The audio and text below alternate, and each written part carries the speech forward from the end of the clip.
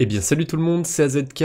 Aujourd'hui il faut qu'on parle un petit peu de D-Bank parce qu'il se passe quelque chose d'assez chiant et d'un côté aussi assez rigolo. En fait sur les DM du côté de D-Bank, on a des scammers qui viennent vous envoyer des messages pour essayer de vous rediriger sur des liens. D'ailleurs, ça ressemble un petit peu à ça une fois que vous avez ouvert le message. Là, c'est un rapport avec Revoke.cash. En plus, c'est pas longtemps après le hack de Jumper. Donc, ça peut donner envie à certaines personnes d'aller voir ce que c'est. Ça peut être crédible, mais vous faites pas avoir.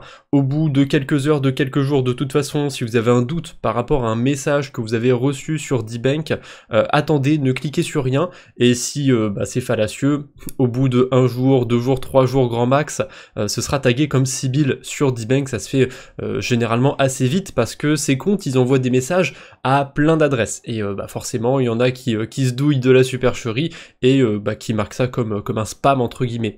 Sauf que là, pourquoi j'en profite d'en faire une petite vidéo, il n'y a rien de nouveau dans les spams, vous en recevez probablement tous les jours, que ce soit par mail, par WhatsApp, par SMS ou je ne sais quoi, mais là il y a une petite différence assez cocasse sur D-Bank, c'est qu'on est payé pour recevoir ces spams.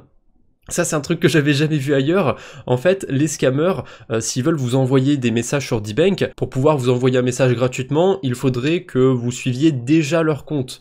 En l'occurrence, vous les suivez pas déjà, donc ils sont obligés, entre guillemets, de vous payer pour pouvoir vous envoyer un message. Et d'ailleurs, pour en avoir parlé vite fait avec d'autres créateurs de contenu, il y en a qui ont mis leur offre pour recevoir des messages à 2 $ et ils reçoivent quand même des messages de ces scammers. Donc au moins, ceux qui sont au courant avec ce genre de pratique, n'hésitez pas à passer dans vos messages privés sur D-Bank, vous avez peut-être 2-3 récompenses qui vous attendent, et pour une fois qu'on peut piquer entre guillemets de l'argent à ces scammers, c'est pas plus mal. Alors oui, ça veut peut-être dire que s'ils continuent d'envoyer des messages, là sur cette adresse, il y en a 6 qui ont été envoyés, c'est peut-être parce que ça marche, hein. Peut-être qu'ils continuent d'envoyer des messages avec des faux comptes comme ça, parce qu'il y a 2-3 personnes dans l'eau qui cliquent et qui se font drainer leur portefeuille et que c'est largement rentable pour ces scammers. C'est malheureusement probablement le cas, mais au moins, avec ma petite vidéo, je vais quand même ma petite pierre à l'édifice, j'essaye de vous mettre en garde par rapport à ça.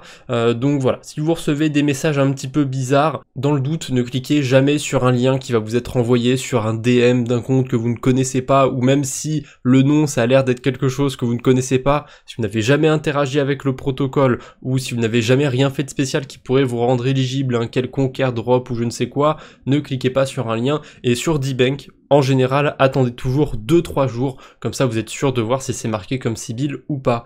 Voilà, c'est à peu près tout, je voulais pas faire une grosse vidéo sur le sujet, mais je trouvais ça assez ironique d'avoir des scammers qui envoient des spams payants, pour une fois qu'ils peuvent y perdre un petit peu. Écoutez, c'est toujours ça de prix. Allez, je vous embête pas plus pour aujourd'hui, on se retrouve bientôt j'espère, d'ici là portez-vous bien, salut tout le monde.